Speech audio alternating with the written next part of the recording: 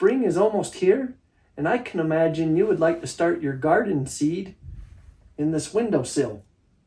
And you noticed over time, as your plant is growing, that it becomes tall, leggy, spindly, and very weak. This makes you feel very disappointed. Don't feel bad. This is just a light intensity issue, and I have a solution to help you out.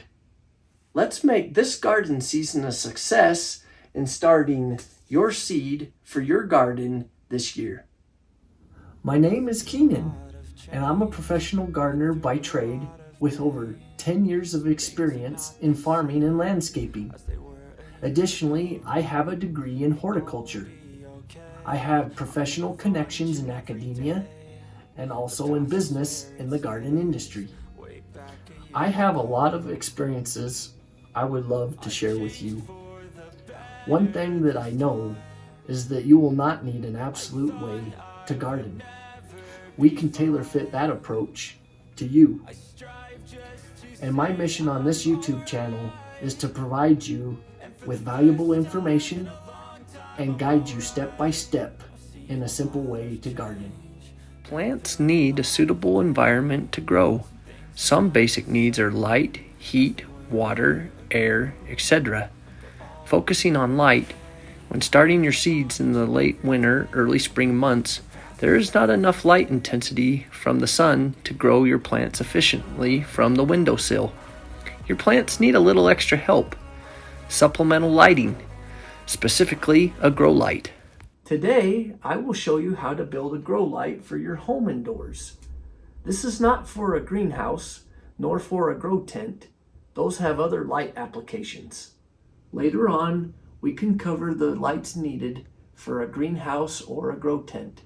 If you're interested, leave me a comment below. Now, let me show you how to put this grow light together.